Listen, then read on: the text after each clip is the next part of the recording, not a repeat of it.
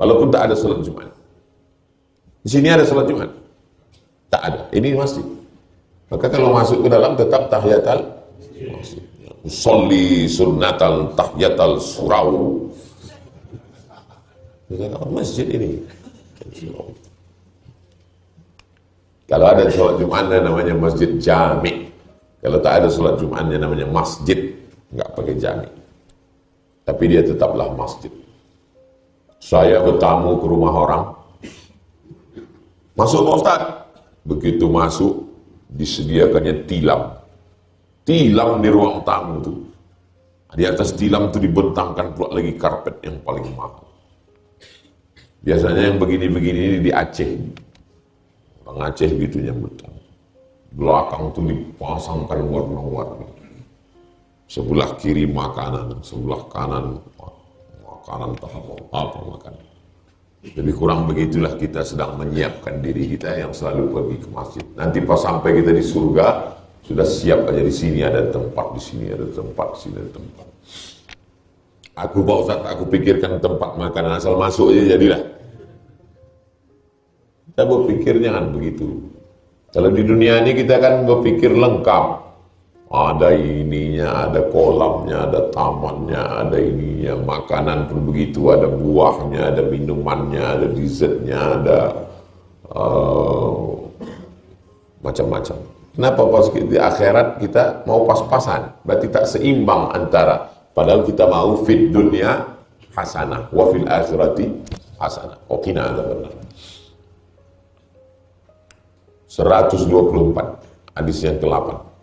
Anhu dari Abu Hurairah radhiyallahu anhu. Qala dia berkata, qala Rasulullah sallallahu Nabi SAW bersabda, ya nisa al-muslimat, wahai perempuan-perempuan muslimah-muslimah, la tahqiranna, janganlah jaratun seorang tetangga, tahqiranna mengejek, mengolok-olok, menyepelekan, mengerdilkan, mengecilkan lijaratiha tetangganya.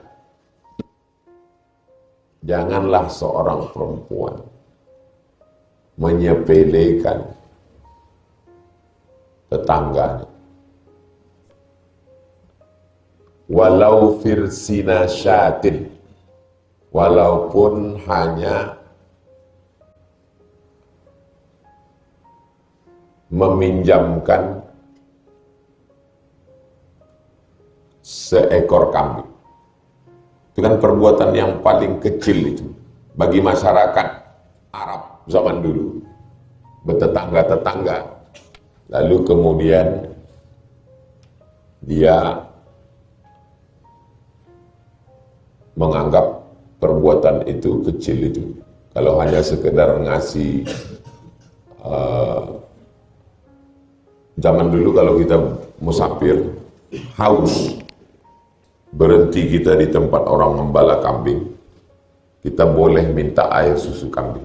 Sepelit-pelitnya Arab musyrik kafir jahiliyah, itu adat tradisi minta susu kambing itu sesuatu yang biasa, itu sepele. Maka kalau ada orang sekarang ke rumahnya kita tak keluar susu kambing, itu lebih parah dari Arab jahiliyah. Jadi tolong memahami satu hadis itu, jangan lepaskan dari konteksnya. Itulah perlunya orang perlu belajar ilmu sosiologi, antropologi. Bagaimana masyarakat zaman itu? Zaman itu kita bertetangga, tetangga ini punya kambing, ini punya kambing. Boleh dia mengambil air susu kambingnya itu. Boleh dia memakai hewan ternaknya itu sebentar. Bagi mereka itu sesuatu yang sepele. Maka pesan Nabi, wahai perempuan, jangan kalian sepelekan perbuatan kecil, walaupun hanya memberikan manfaat dari kambing kalian ke tetangga. Bukan ngasih kambing, maksudnya ngasih kambing mahal. Ada ngambil manfaat dari kambingnya ini, hal yang kecil sepele maksudnya. Muttafaqun alaih. Kenapa perempuan? Kenapa tak disebut laki-laki? Karena yang paling ribet nih kan, yang kuat-kuat hidup bertetangga dan lain. Muttafaqun alaih. Disepakati atasnya. Maksudnya ada dalam Sahih Bukhari, ada dalam Sahih Muslim. Qala al-Jauhari, Imam al-Jauhari ahli bahasa berkata, al-firsinu minal ba'ir. Al-firsin onta, firsin dari ba'ir onta, kal-hafiri minad dabbah. Qala wa rubbama stu'ira fisyah, kambing yang dipinjamkan. Walaupun hanya meminjamkan seekor kambing sekejap, meminjamkan seekor unta, meminjamkan seekor kuda, yang bagi mereka waktu itu sesuatu yang biasa. Zaman dulu yang punya kuda itu orang biasa. Zaman sekarang yang punya kuda ini orang kaya. Dunia ini udah terbalik-balik. Dulu zaman Belanda dulu, zaman atu-atu kita dulu, orang punya kuda biasa, ingin punya mobil, baru luar biasa. Zaman sekarang orang punya kendaraan, motor, mobil biasa. Yang punya kuda baru luar biasa. Maka tak bisa dihukumkan sesuatu dengan sesuatu yang lain di zaman yang berbeda. Tapi substansi maknanya adalah walaupun hanya berbuat sesuatu yang sepele, yang remeh-temeh bagi orang di zaman itu.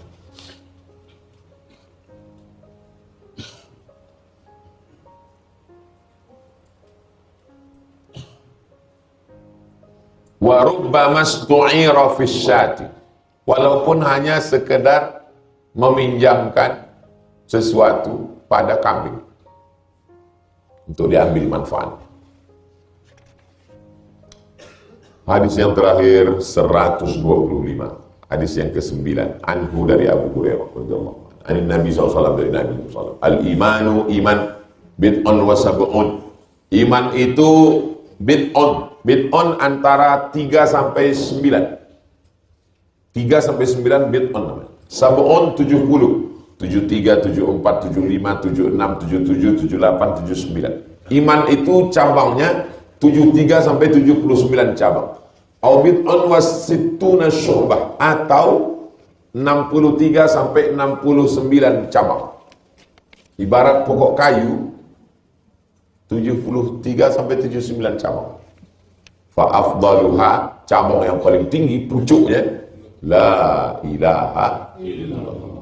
Wa adnaha, yang paling rendah cabangnya imatatul adza 'anit thariq, membuang sesuatu yang mengganggu di jalan, iman. Wal hayatu syu'batun minal iman, malu satu cabang dari iman. Coba tengok, seandainya Nabi mengatakan iman itu cabangnya banyak, cukup, tapi Nabi mengumpamakannya macam pokok kayu. Bercerita tentang sedekah, pokok kayu juga.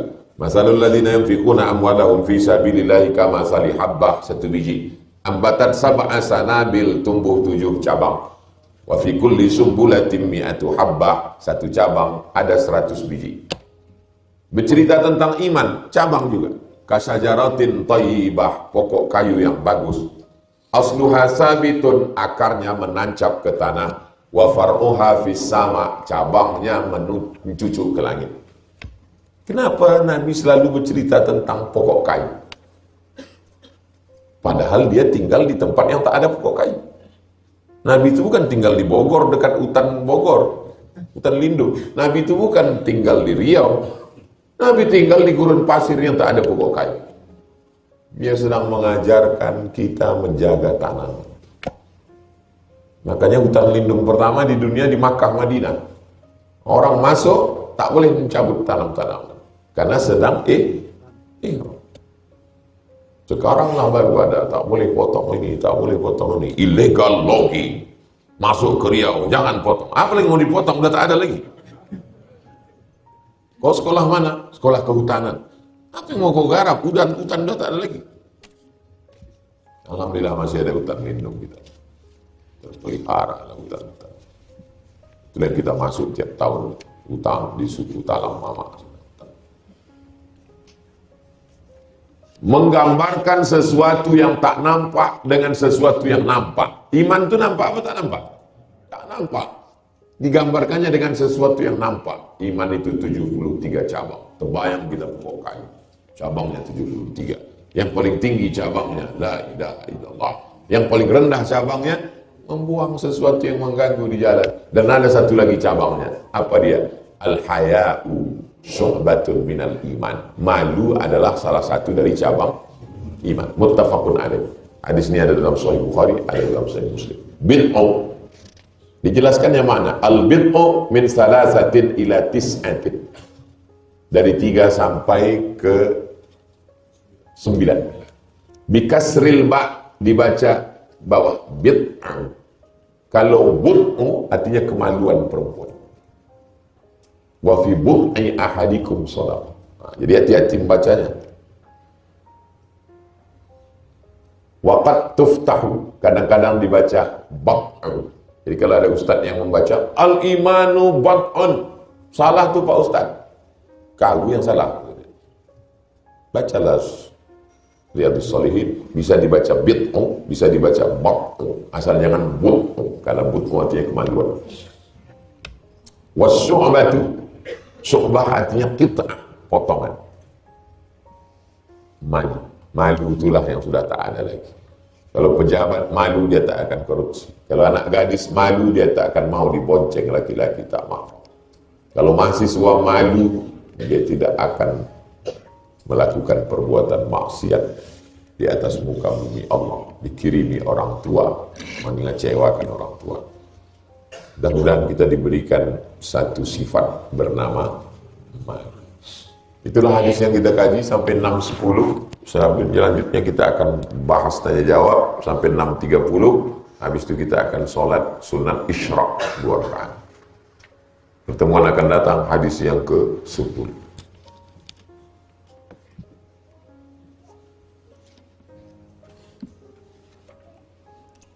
Assalamualaikum waalaikumsalam warahmatullahi wabarakatuh. Bagaimana cara menghilangkan beban pikiran karena kehilangan orang yang disayang supaya bisa fokus menghafal Quran lagi? Kita bisa tak mengistirahatkan mata? Bisa atau tak bisa? Bisa. Cuma cara mengistirahatkan mata? Pejamkan mata tuh.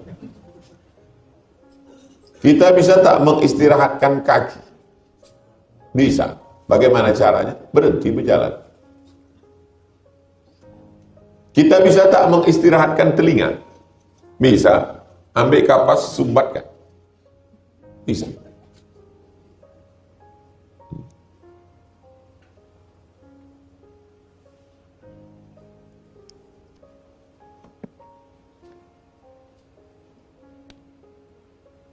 Tapi kita tak bisa mengistirahatkan pikiran. Kalau mata bisa, telinga bisa, kaki bisa, mulut bisa, berhenti. Tapi pikiran tak bisa. Cuma antum mau menghentikan pikiran? Tak bisa. Jadi kalau ada orang mengatakan, kosongkan pikiran, kosongkan, berdatangan dia datang rekening listrik, air, angsuran, panci nampak, rice cooker nampak. Mana bisa? Kita tidak bisa menghentikan pikiran. Lalu bagaimana? Kita hanya bisa memberi pikiran beban baru. Macam mana saya supaya tak terlalu teringat dengan mak saya? Saya kasih pikiran saya beban baru. Maka pikiran saya sibuk macam mana supaya anak-anak tahfiz ni cepat hafal. Macam mana supaya anak-anak ni bisa gratis. Macam mana nanti kalau dia tamat, dia bisa kuliah, dia bisa kerja. Ustaz Allah, anak-anak yang sekarang sedang kita kuliahkan, berarti 3 tahun lagi dia mesti balik ke Talang. Selama 3 tahun ini, kita bangunkan pondoknya, dapat tanah, buatkan kelas, kita buatkan asrama untuk santrinya, kita buatkan rumah dinasnya. Karena nanti tamat dia sekarang sedang kuliah nih. Tamat dia balik, cuma dia mau berbini, rumahnya tak ada. Mesti kita buatkan rumah dinas, sementara dia punya rumah sendiri. Kita mesti carikan guru gajinya. Kerjasama kita sama Basnas. Jadi pikiran ini Kita tak bisa mengosongkan pikiran. Kita hanya bisa mengalihkan ke pikiran baru. Mau fokus menghafal Quran, orang tua baru meninggal. Gimana? Maka alihkan pikiran baru. Aku mesti menjadi penghafal Quran. Setelah menjadi penghafal Quran, aku mesti jadi sarjana supaya punya ijazah. Setelah itu aku akan buka rumah Quran, aku akan punya murid, aku menulis buku metode tahfiz Quran, pahala ke almarhumah mengalir. Mesti begitu cara pikir. Aku mesti buat sekolah tahfiz Quran, anak-anak nanti menghafal Quran, pahalanya mengalir. Kita tidak bisa membuat pikiran berhenti berpikir, tapi kita bisa memberi pikiran beban yang baru. Pergi ke rumah kiai, kiai, tolong kasih saya zikir, tolong kasih saya supaya pikiran saya tenang, masalah saya banyak. Kata kiai, pulang ke rumah, nanti baca istighfar 100 kali, salawat 100 kali, la ilaha illallah 100 kali. Di jalan dia bingung. Apalah. Sampai pulang ke rumah, dicoba. Astagfirullahaladzim, astagfirullahaladzim, astagfirullahaladzim, astagfirullahaladzim, astagfirullahaladzim. Allahumma salli ala sayyidina Muhammad wa ala ali sayyidina Muhammad. Allahumma salli ala sayyidina Muhammad. Betul. Setelah itu alhamdulillah tenang. Kenapa? Karena waktu orang berzikir itu, yang tadi itu berhenti. Kalau antum pergi ke Jalan Ahmad Yani, jumpa psikiater, antum tak dikasihnya zikir, dikasihnya daftar obat. Obat ini dimakan sebelum makan, ini dimakan setelah makan, ini makan sedang makan, ini seperempatnya, sepertiga. Sesumpit obat itu. Antum makan, antum pun tertidur. Antum bangun, dia datang lagi. Maka dengan pengajian, kita sedang mengalihkan pikiran. Antum sedang stres, depresi. Begitu antum ikut pengajian, Ustaz tuh cerita tentang Nabi Musa dikejar Fir'aun. Oh, aku baru dikejar debit kolektor. Belum seimbang sama Fir'aun, kata dia. Besok datang debit kolektor. Kapan kau bayar? Nabi Musa lebih parah lagi daripada aku ini kan. Kau belum ada apa-apanya dari Fir'aun. Oh, tak bisa berhadapan sama orang ini, kita debit kolektor. Kita hanya bisa memberi pikiran beban baru. Dengan berzikir sesungguhnya orang sedang mengalihkan pikiran. Paham ya? Jadi jangan antum larut di situ. Kalau larut di situ hanya tenggelam dalam kesedihan. Macam orang masuk dalam lumpur hidup, ditelan dari dalam makin larut. Mau menikah, sudah digadang-gadang dari semester 1. Pas habis KKN semester 7, mati dia. Antum larut dalam kesedihan. Menikahlah. Kalau antum menikah, sampai cinta antum ke orang antum cintai, akan lahir anak-anak yang soleh dan solehah. Kalau antum jatuh cinta, cinta antum tak sampai, akan lahir puisi-puisi dan cerita yang indah. Seperti tenggelamnya kapal Pandawi. Assalamualaikum warahmatullahi wabarakatuh. Waalaikumsalam. Semoga Ustaz selalu sehat. Amin. Apabila kita menyingkirkan batu, duri di jalan itu untuk akses orang ke tempat maksiat. Apakah perbuatan kita itu menyingkirkan batu, duri itu terhitung pahala, Pak Ustaz? Antum guru mengajar orang membaca. Tiba-tiba 50% murid antum itu jadi koruptor. Apakah antum dapat dosa dari murid antum? Dia sedang mancing anak, Ustaz ini bisa tak jawab? Antum dosen di jurusan sains teknologi. 30 murid antum di kelas itu, 29 jadi hacker. Perampok bank, penjahat, membuka website macam-macam. Satulah cuma jadi orang baik. Apakah antum jadi dapat dosa? Tidak begitu cara berpikirnya. Antum buka rumah makan. Buka rumah makan. Yang makan di situ perampok, pencuri, koruptor, penjahat. Lalu antum jahat, tutup semua rumah makan minum.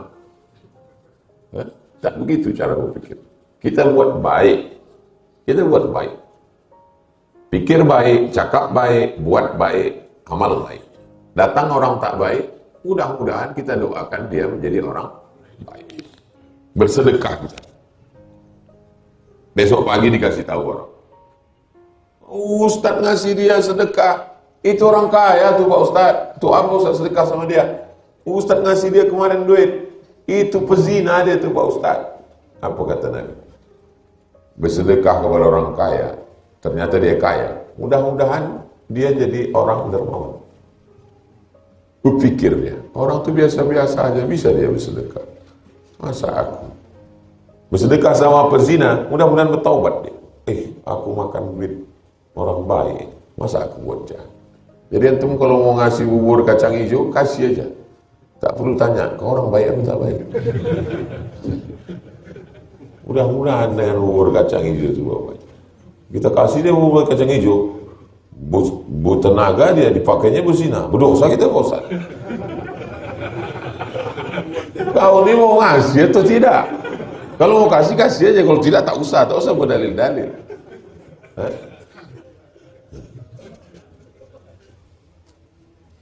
Ibadah kita bagus, tapi dengan tetangga tak bagus. Apa solusinya Pak Ustaz? Dulu sebelum turun ayat warisan, walakum nisfu ma taraka azwajukum illam yakul lahunna walad. Kamu dapat setengah harta istrimu kalau tak ada anak. Sebelum turun ayat warisan. Orang sesama bertetangga itu kalau meninggal mewarisi harta tetangga di Madinah. Sampai turun ayat warisan. Sampai begitu dekat. Tetangga kita itu dibagi dua.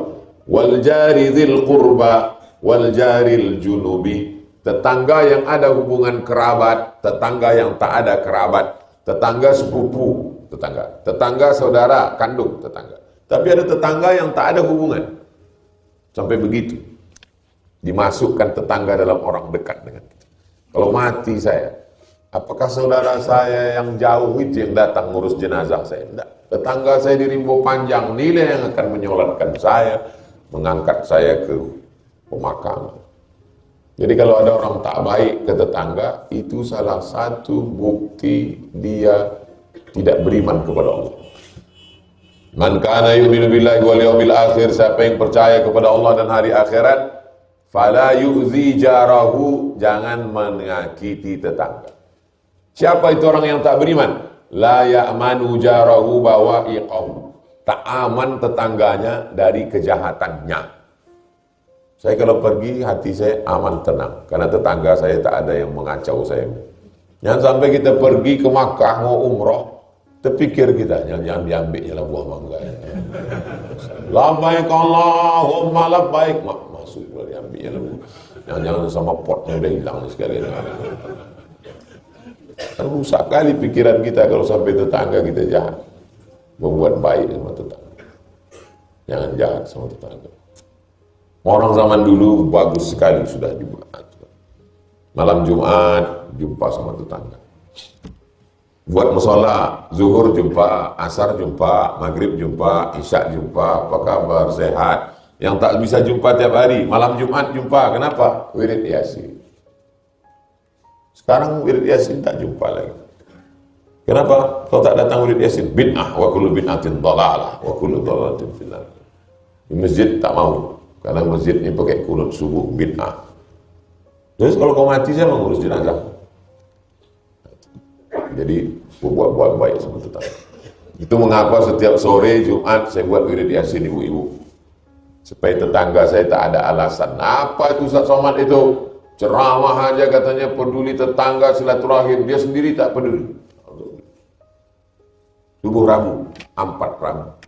Ibu-ibu, 4 kali Jumat sore. Ustaz Al-Nob didatangkan. Dr. Hanafi datangkan. Dr. Zulfikromi datang. Ustaz setiap sore Jumat kedua baca At-Targhib wa Tarhib Mukhtasar. Untuk anak-anak itu di TK anak-anak mengaji, habis maghrib ke Isya. Semua anak-anak jalan Kamboja. Supaya orang tak ada alasan untuk tidak menyambung silaturahmi. Oh, tak bisa itu jumpa sama Ustaz Somad itu, pintunya berkunci. Iya, berkunci. Kalau tak dikunci, berdatangan semua.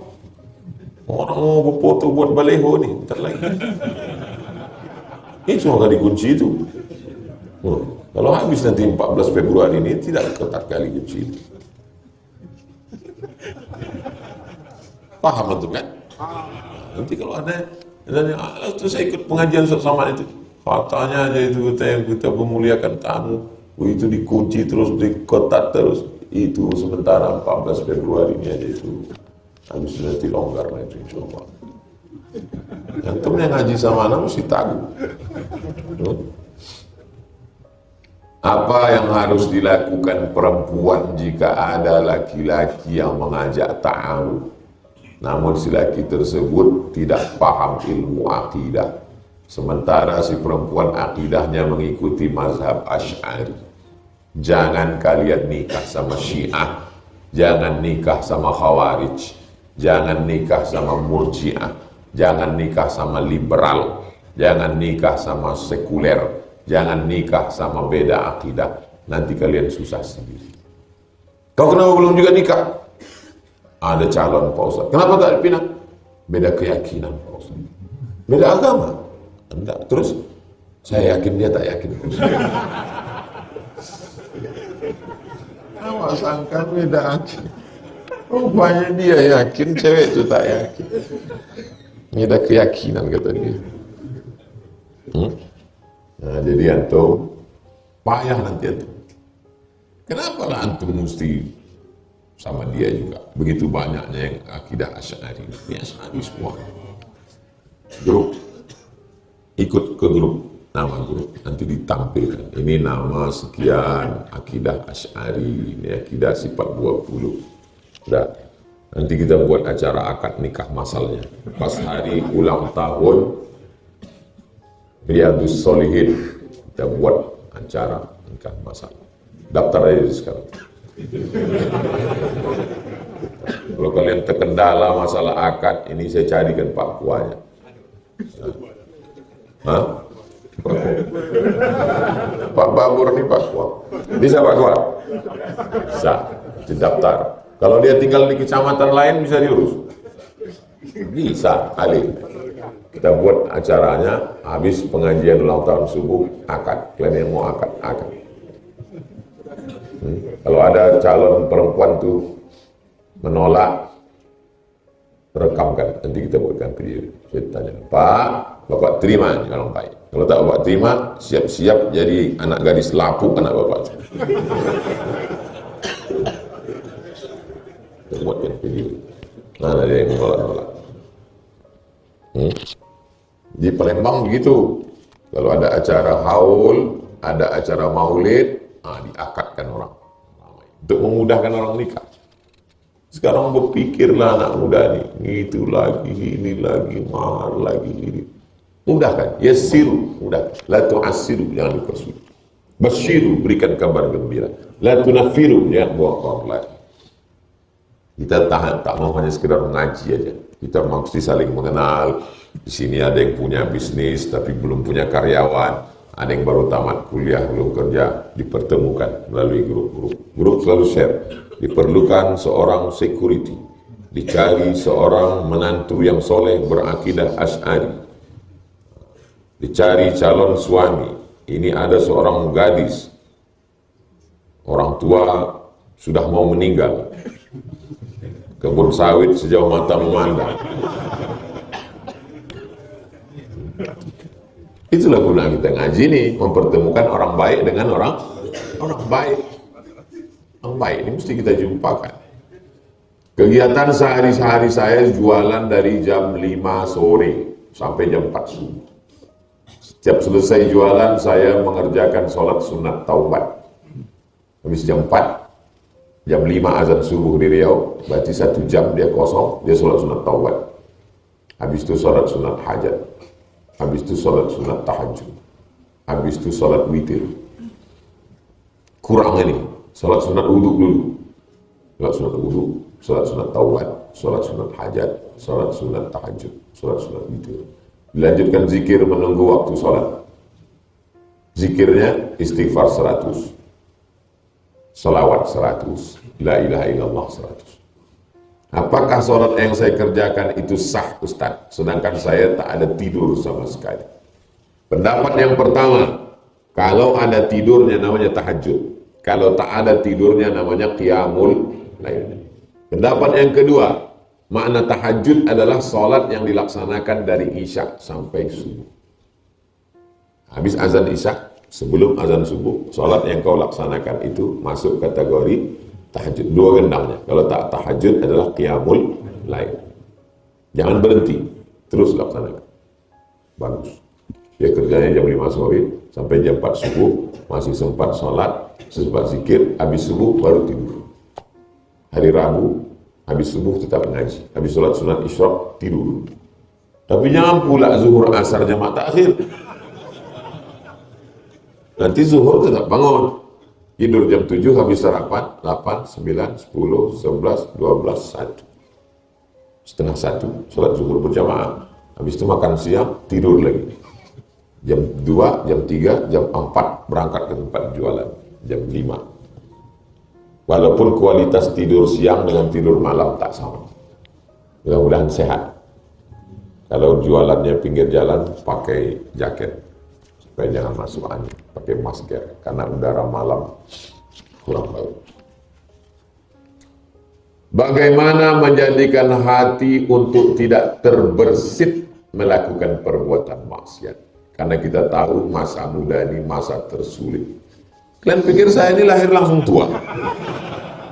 Dianggap orang ini saya tak pernah muda. Nah.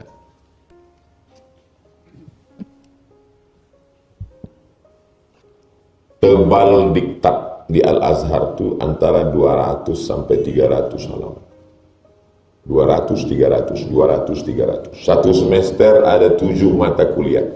Jadi kalau pukul rata 200 kali 7, 1.400 halaman, 6 bulan.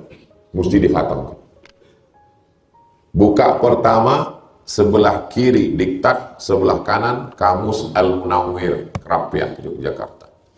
Sebab kita bukan orang Arab, mesti buka kosakata mufradatnya mana. Belum ada Google lagi waktu itu. Bukan macam anak sekarang enak, Google Translate. Nah, cari. Dicoretlah buku itu pakai pensil. Baca pertama. Baca yang kedua, digaris. Yang penting merah. Yang kurang penting hijau. Yang agak penting biru. Yang tak penting tak usah garis. Nah. Baca yang ketiga, buat ringkasan. Saya tak bisa membaca buku tebal-tebal, sakit kepala saya. Saya suka meringkas. Saya ringkas kecil. Gitu cara saya belajar. Kalau sampai aku tak lulus, putus beasiswa. Kalau 2 tahun aku tak lulus, DO dari Al-Azhar. Balik ke kampung, malu. Mana sempat kita pikir macam-macam? Iya Pak Ustaz, tapi di Mesir kan tak ada cewek cantik. Orang Mesir itu, kalau jalan 10, 11 yang cantik. Bayangannya pun cantik. Kan macam orang kita. Tak usah lagi kita sebutkan, body shaming nanti. Jadi, kita tak bisa mengosongkan pikiran. Habiskan untuk belajar. 4 tahun saya di Mesir, tak pernah saya pacaran. Karena tak dapat. Andai saya dulu kuliah di UIN, mungkin playboy cap tupai juga. Lompat. Kuliah pakai motor, Mesir mana pakai motor. Jadi saya diselamatkan oleh keadaan. Selamatkan saya. Andailah saya hidup sekarang. Sekarang kuliah pakai motor, pakai handphone. Dulu mau kenalan sama perempuan mana kita berani. Mau dekat perempuan udah menggeletak lutut dulu. Sekarang tinggal tulis saja, hai. Buaya itu kalau dia di air ganas, tak ada basa-basi. Tapi kalau udah naik ke darat, Hai sayang. Jadi kalau hari ini saya waktu masuk ke perpustakaan IAIN Susko depan musola di Jalan Pelajar Sukajadi, saya buka majalah tahun 96, sekarang 2023, 27 tahun yang lalu. Nanti tahun 2000 akan ada namanya internet.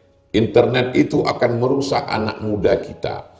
Karena anak muda bisa mengakses apa saja. 27 tahun yang lalu. Waktu saya baca itu, berarti nanti tahun 2000 udah rusak semua anak muda Indonesia. Sekarang 2023, anak muda datang membaca Riyadhus Shalihin di dalam hutan Rimbo Panjang. Mana prediksi orang seperempat abad yang lalu bahwa anak muda akan jahat? Dibuatkan mereka YouTube biar supaya orang jahat. Orang nonton pengajian melalui YouTube. Dibuatkan TikTok biar supaya orang jahat. Sholawat masuk TikTok semua sekarang. Dibuatkan WhatsApp supaya orang jahat mengirim video, mengirim gambar. Melalui WhatsApp, orang punya grup WhatsApp Riyadhus Shalihin. Jadi kalau ada orang mengatakan, dunia ini Pak Ustadz makin jahat. Kau yang jahat. Dunia ini baik-baik saja. Buktinya anak muda masih tetap mengaji. Tak terpikirkan orang 25 tahun yang lalu orang akan datang mengaji baca Riyadhus Shalihin. Dulu dianggap orang akan hilang ini maulid. Maulid sekarang, maulid Simtud Durar, maulid Barzanji, maulid Diaul Lami, pencinta para habaib. Dunia ini tetap baik, orang baik tetap ada. Pencinta habaib banyak, pencinta maulid banyak. Oh, bondong-bondong. Sekarang di Mesir udah 15.000 orang belajar. Dulu zaman kami cuma 2.400. Jadi kalau disalahkanlah zaman, saya ini jahat karena zaman sekarang Pak Ustaz. Kalau hidup di zaman Ustaz dulu saya juga baik. Oh, jadi hantu. Kalau hidup saya zaman Nabi, mungkin saya sahabat Nabi. Kau ini kalau hidup zaman Nabi, Abu Jahal, Abu Lahab. Buktinya yang baik zaman sekarang, walaupun zaman Eden, zaman hantu, zaman setan, kata orang tetap baik juga. Jangan salahkan zaman, salahkan orang.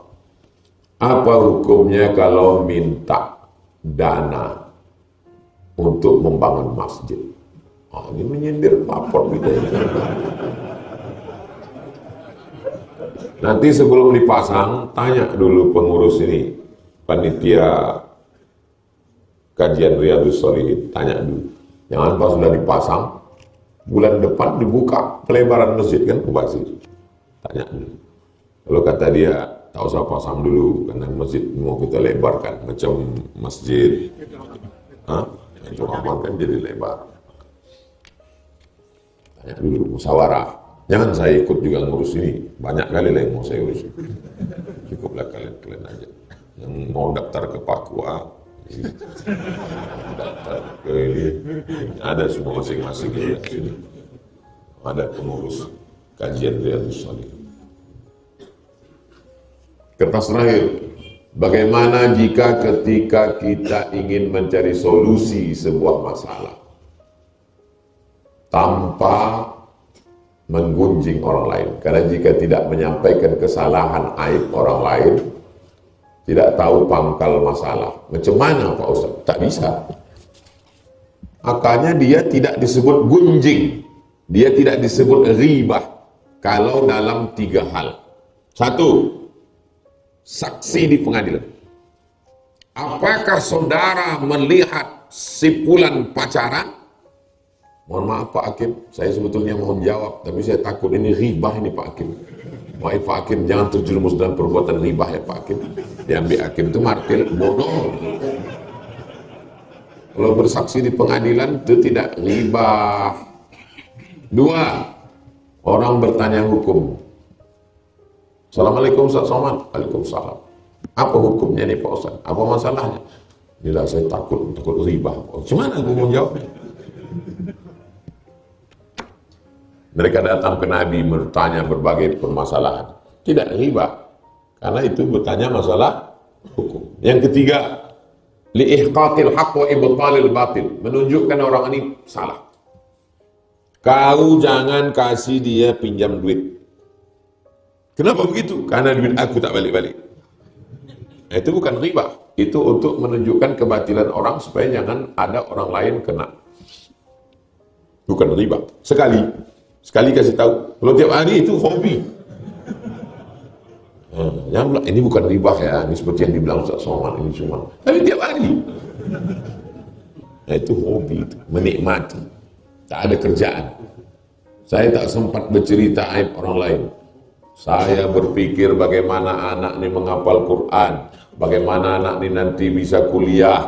Kalau anak ini udah kuliah bisa balik kampung, dia punya pondok, bagaimana dia punya pesantren, bagaimana menyelesaikan asrama, bagaimana semua, bagaimana anak-anak ini supaya selamat, bagaimana supaya kajian Riyadhus Shalihin ini bukan sekedar video tapi ada bukunya dituliskan.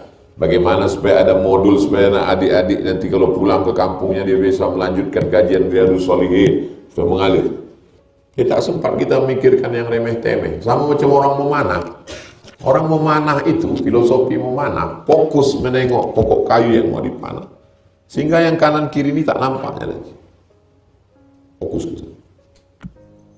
Tapi bukan berarti tak menampak. Bukan berarti dia pakai kacamata kuda. Ini sekedar bunga-bunga aja. Tak terlalu peduli kita dengan cakap-cakap orang ghibah, orang caci maki, orang ngejek kita. Tak terlalu peduli kita karena kita fokus. Ada target yang mau kita capai.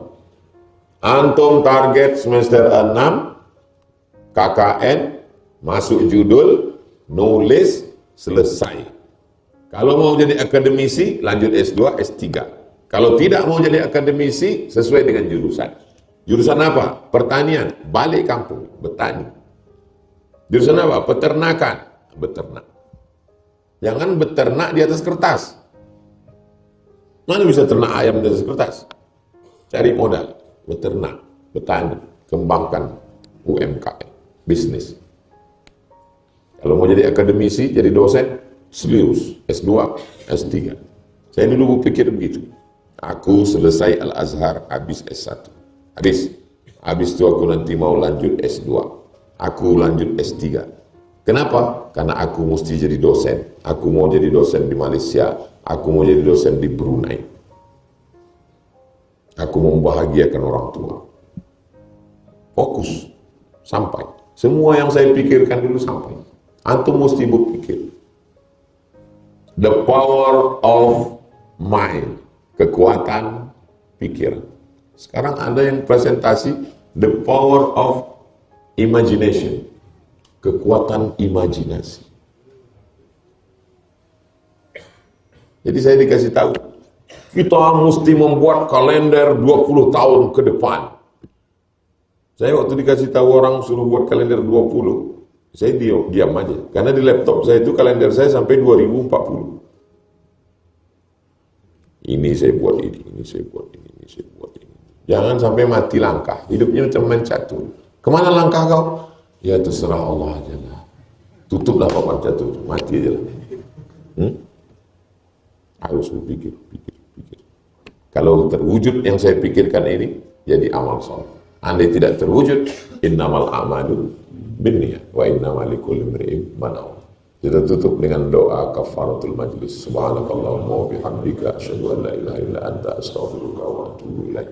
Ala hadhihi wa kulli niyatin salihah. Al-Fatihah. A'udzu billahi minasyaitonir rajim. Bismillahirrahmanirrahim. Alhamdulillah rabbil alamin arrahmanir rahim maliki yaumiddin. Iyyaka na'budu wa iyyaka nasta'in. Shiratal mustaqim. Shiratal ladzina an'amta 'alaihim ghairil maghdubi 'alaihim waladdallin. Amin.